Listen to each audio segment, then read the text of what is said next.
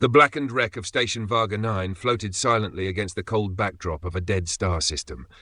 Once a gleaming outpost for the Galactic Council's experimental combat program, now it was a carcass left to drift, scratched with scorch marks, hull breaches patched with haphazard plates, and emergency lights flickering weakly through cracked windows. Commander Ari Kade stood aboard the Terran Vanguard, staring at the derelict through the viewport. She tapped her comm, approaching the station. Sensors indicate no life readings, no crew presence, no distress signals. Hull integrity at 30%, but structural cohesion seems stable. Lieutenant Malik, her second-in-command, joined her side. No transmissions at all? That's strange for a station of this size. They usually have automated distress beacons. Which is why I'm nervous, Ari muttered. The Council never sends salvage teams without clearance or support. No one even briefed us properly on what went wrong here. Malik's brow furrowed. Cover up? Ari shrugged. Maybe. Or they just want this kept off the records. They suited up and boarded the shuttle. The airlock hissed as they sealed inside and detached from the Vanguard. As the shuttle approached Varga 9's surface, flickering emergency lights bathed the corridors in weak red glows. Ari's boots echoed in the hollow passageways. Every corner and junction looked like a frozen moment of chaos, equipment-strewn scorch marks on walls, signs of struggle. Suddenly, her comm crackled. Sensors detecting faint movement ahead, Malik reported.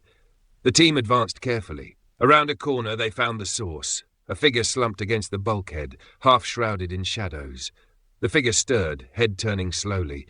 Greyish skin stretched taut over bone, eyes glinting with sharp amber light. I'm awake, it said, voice rough but resolute. I remember. Ari swallowed hard. What are you? The figure laughed harsh and dry. I'm what they made me to be, a weapon, a survivor. And now, free. The figure rose slowly, limbs lithe yet muscular, every movement precise and controlled despite the thinness of their frame. Ari's eyes scanned the scars and embedded implants glinting faintly beneath sallow skin. A roadmap of clandestine experiments that no official records admitted. You're not from any known council race, Lieutenant Malik said, stepping cautiously forward. The survivor smiled, a bare flash of teeth that was both human and alien. That's because I'm not. My name's Ari Kade, she said, lowering her weapon but keeping her guard. This is Lieutenant Malik. We're from the Terran fleet. We were sent to investigate what happened here. Can you tell us what you remember? The survivor's amber eyes flickered with pain and anger. They called it Project Helix, a secret program buried under layers of denial. They took us, children, adolescents, and broke us, crafted us into soldiers with no choice but to obey. Ari swallowed hard. Why? For what purpose? To fight the Council's enemies without limits, the survivor replied. We were engineered to endure anything, pain, starvation, even psychological torture. They wiped our memories repeatedly, implanted artificial loyalty protocols. But some of us... We remembered. Malik's fingers tightened on his rifle. And you're one of those? The survivor nodded, eyes distant. I was the prototype, the first to awaken.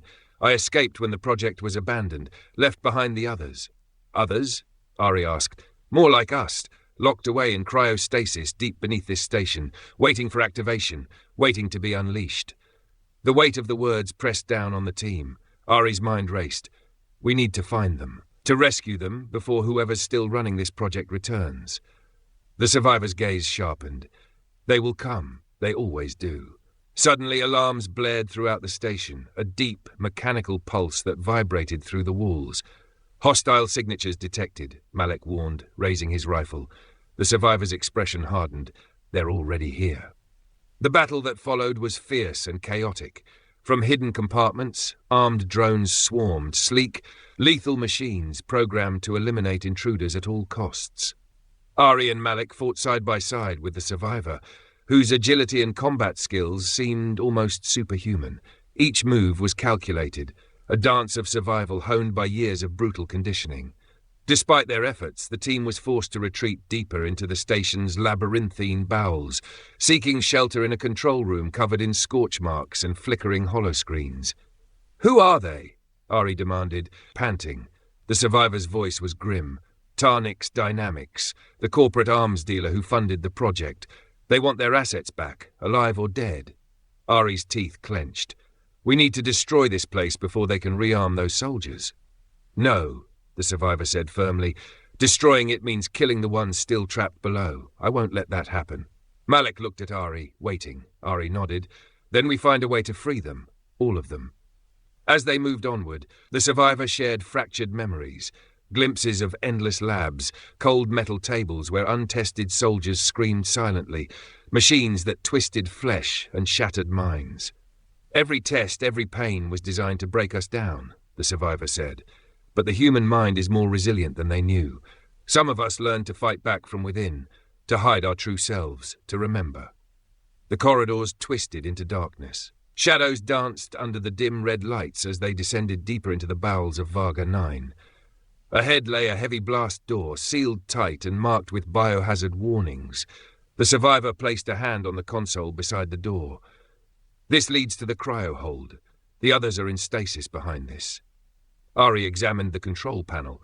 It was locked down with military-grade encryption, far beyond what their standard tools could crack.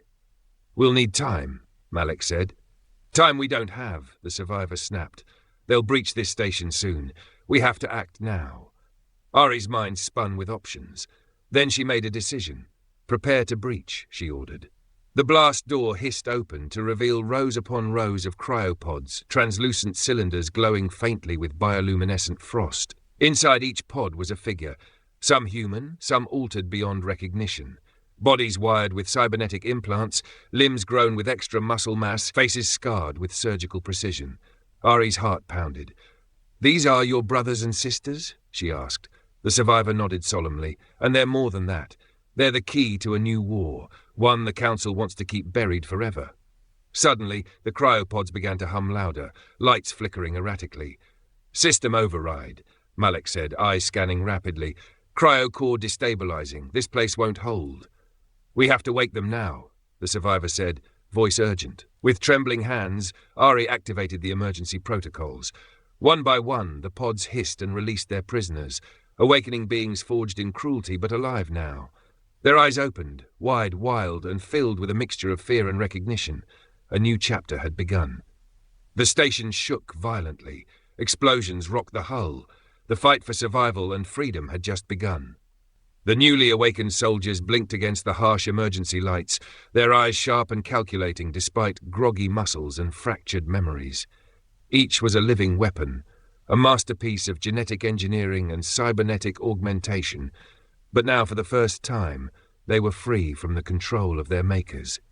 Commander Ari Kade watched them carefully, noting how some flexed fists as if testing strength long unused, others scanned their surroundings with cautious awareness. The survivor who had led her here, a lean figure named Kale, moved among them with familiarity and a fierce protectiveness that made Ari suspect he was a natural leader. "Welcome back," Kale said softly. "You are no longer prisoners, but this place is a tomb, and they will come for us again." Ari nodded. "We'll get you out, but first, we need to know who you are, what you remember." One of the soldiers, a woman with biometallic veins running faintly beneath her pale skin, stepped forward. Her voice was steady but tired. "I am Tira. I remember pain and fear and cages, but I also remember my name." Another, a tall man with mechanical plating fused along his spine, added, "We were designed for obedience, but many of us fought the programming." Kale's gaze hardened. "We are not weapons, we are people." Ari's team secured the cryo-hold, setting defensive perimeters and scanning for remaining hostiles. Sensors detected movement deeper in the station, likely Tarnik's mercenaries and automated defenses mobilizing to reclaim their property. "We don't have long," Malik said grimly. "They'll swarm this sector within minutes." Kale turned to Ari. "We must move now. The core control center houses the override codes. Without them, we cannot disable the lockdowns or secure safe passage." Ari nodded. "Lead the way."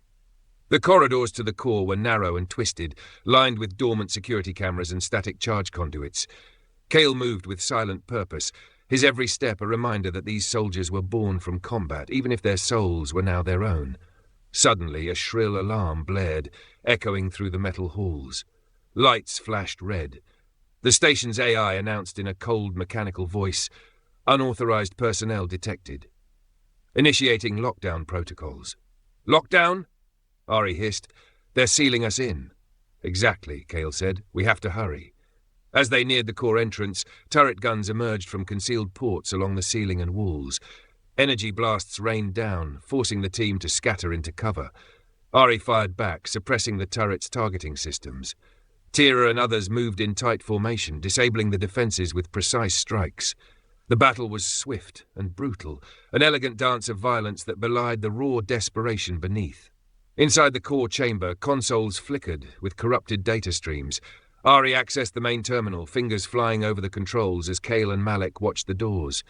"Override codes incoming," Ari said, her voice tense. Suddenly a voice cut through the comms, a distorted broadcast from Tarnik's command. "You have no right to interfere," the voice snarled. "Return the assets or be destroyed." Kale stepped forward, voice cold. "We are no one's asset. We are free." The broadcast cut off. Ari's fingers froze for a heartbeat before hitting the final command. The lockdown ceased. Doors slid open. Sensors revealed pathways clearing. But freedom came at a price. As they moved to evacuate, a new threat emerged. Biomechanical war beasts, partially organic, partially machine, unleashed from the station's deepest vaults. Their growls echoed in the chamber, metal claws scraping, eyes burning with programmed hatred. The battle that followed pushed Ari's team and the Be-Kaari soldiers to their limits. Every inch won was paid with sweat and blood, but the survivors fought with a ferocity born of both instinct and choice. At the edge of collapse, the last of the beasts fell, and the evacuation shuttle arrived. Ari helped Kale and Tira aboard, watching as the rest followed. As the shuttle detached and the station began to implode, Ari looked back once more. The cost of freedom was steep, but the spark had been lit. The shuttle's engines thrummed steadily as it cut through the shadowed debris field surrounding Varga 9. Commander Ari Kade sat rigid in the pilot's seat, eyes locked on the navigation console, though her mind raced far ahead to what awaited beyond this desolation. Behind her, the newly awakened soldiers, Kale, Tira, and others, were gathering in the cramped cabin. Their bodies still bore the marks of their engineered origins. Cybernetic implants gleamed faintly beneath pale skin, muscle fibers rippled with unnatural strength, and eyes held that unmistakable feral glow of survival bred into their very DNA. Kale stood near the rear hatch, his voice low and steady. "We are alive, but we are still hunted." Tira nodded, her gaze hardening. "The Tarniks won't stop until we're wiped out, or recaptured." Ari's jaw tightened. "Then we need to make sure that doesn't happen. You're no longer weapons or prisoners. You're something new, something that can change the balance of power." The soldiers exchanged looks, some skeptical, others quietly hopeful. "Change," Kale repeated. That's what they feared. Ari's comm crackled. Lieutenant Malik's voice broke the tension. "We've received a transmission from the Terran Vanguard. The Council is convening an emergency session. They want a full report." "Of course they do," Ari muttered. "And they want to decide what to do with you." Kale's eyes narrowed. "We will not be bargaining chips." "We won't let you be," Ari promised. "But this is bigger than us now. The Council controls the narrative. If they see you as a threat, they'll move to destroy you." Tira stepped forward, voice resolute. "Then we must show them we are not threats. We are survivors. We are proof of what the Council tried to hide and failed." The shuttle docked with the Vanguard in orbit around a neutral system.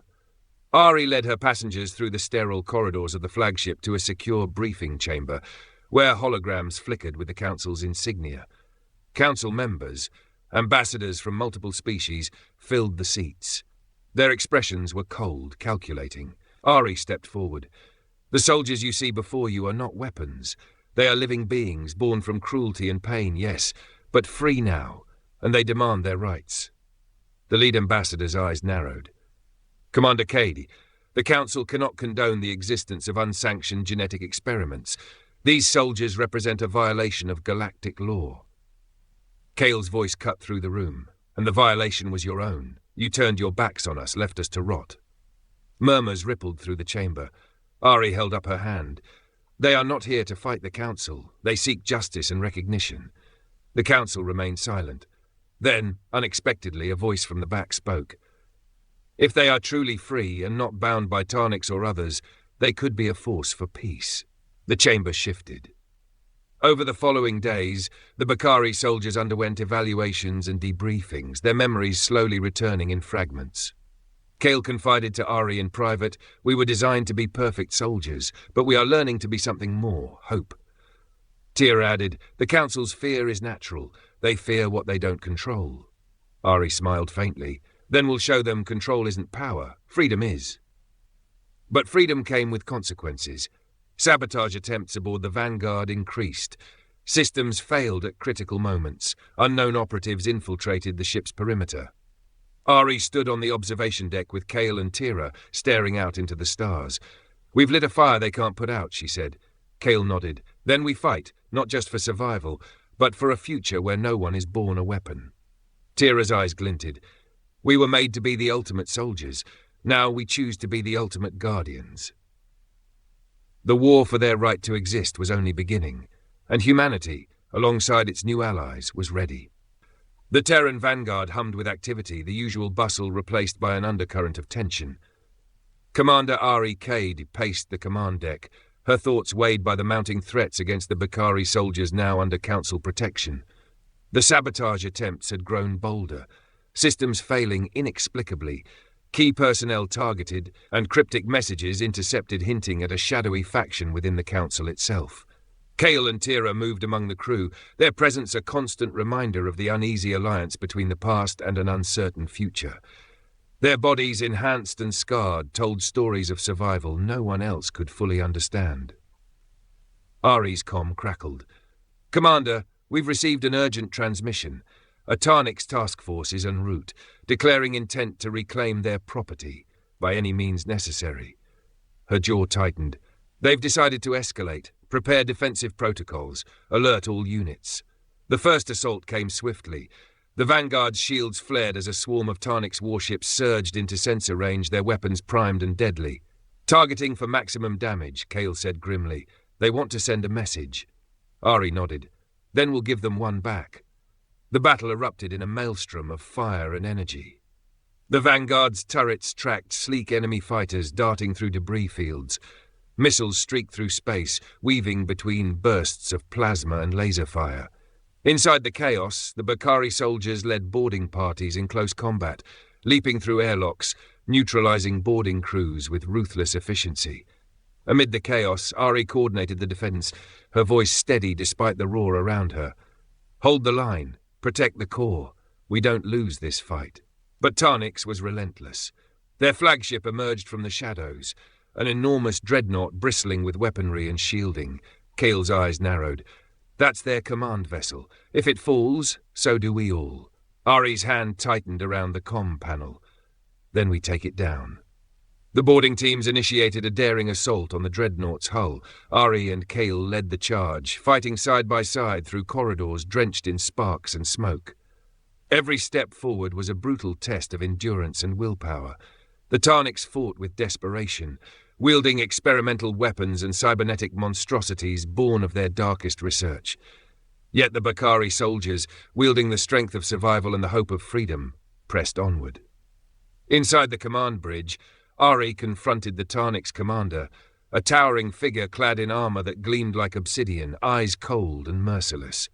"You have no right," the commander hissed. "They are assets, yours to reclaim." "They are alive," Ari retorted fiercely, "and they will never be your slaves." The clash was brutal. Sparks flew as their weapons collided, the room shaking with each strike. Finally, Ari's blade found its mark. The Tarnix commander fell, defeated. The victory was hard won. The Vanguard was battered but held. The Tarnix task force retreated, their message clear. This war was far from over. Kale stood beside Ari on the observation deck, looking out at the stars now stained with the fires of battle. "We survived," Kale said quietly, "but survival isn't enough." "No," Ari agreed. "We fight, for freedom, for justice, for a future where no one is born a weapon." The Be-Kaari soldiers nodded, their eyes burning with resolve. The war was just beginning. The Terran Vanguard bore the scars of battle, burn marks and hull breaches patched hastily by engineering teams racing against time. Commander Ari Kade stood among her officers in the strategy room, the holographic star map glowing ominously above the central table.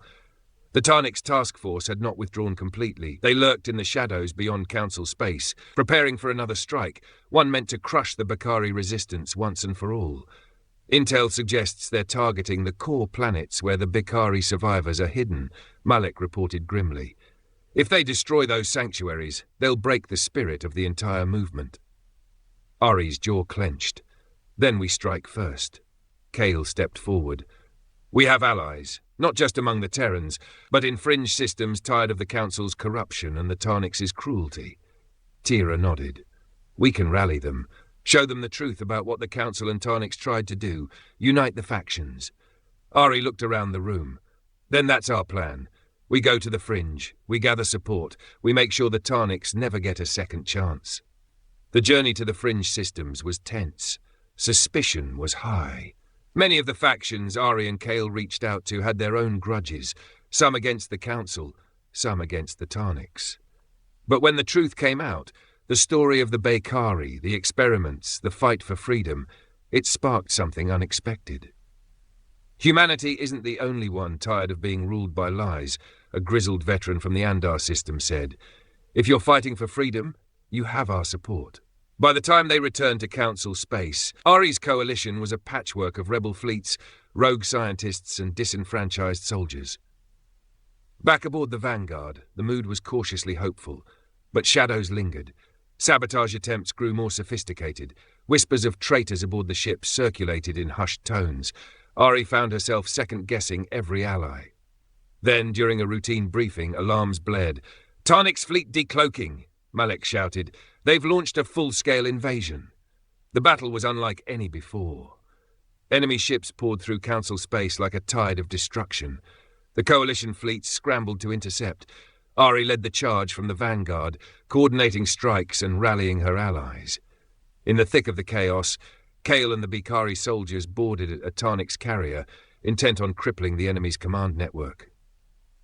Inside the carrier, the fight was brutal and close quarters. Tarnix soldiers, genetically enhanced and cybernetically augmented, fought viciously, but the Be-Kaari soldiers fought with something more, the will to be free. They pressed forward, overcoming traps and ambushes until they reached the command core. Kale interfaced with the system, uploading a virus to disrupt the Tarnix fleet's coordination. As the Tarnix carrier's systems faltered, the tide of battle turned.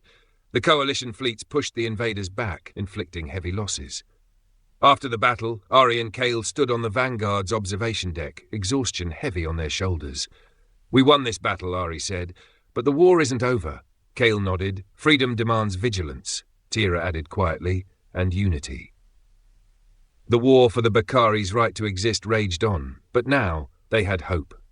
The aftermath of the Tarnix invasion left the Terran Vanguard battered but unbroken. The corridors still smelled of scorched metal and burned circuits, yet the ship pulsed with renewed purpose. The Coalition's victory was a beacon, proof that freedom was not just a dream, but a fight worth winning. Commander Ari Kade stood on the command deck, watching the stars blur past the viewport. Beside her, Kale and Tira, symbols of a new era, stood shoulder to shoulder with her. Their journey had been brutal, marked by loss and betrayal, but the fire within them burned brighter than ever. "We've come far," Ari said, voice steady but soft, "from hunted fugitives to leaders of a movement that challenges the very core of the Council and Tarnix." Kale's amber eyes glinted. "They tried to erase us, to turn us into tools. Instead, we became legends." Tira nodded, her expression fierce. "Our existence defies the old order. We are no longer weapons, but warriors for a new future." The Council convened an emergency session to address the fallout from the Tarnix War and the revelation of the Be-Kaari's existence. The chamber was filled with tension, voices raised in heated debate. Some demanded the immediate destruction of the Be-Kaari survivors, others, wary of the Coalition's power, called for negotiations. Ari's voice cut through the din during the proceedings. "We stand here not as threats, but as proof of the consequences when fear governs policy.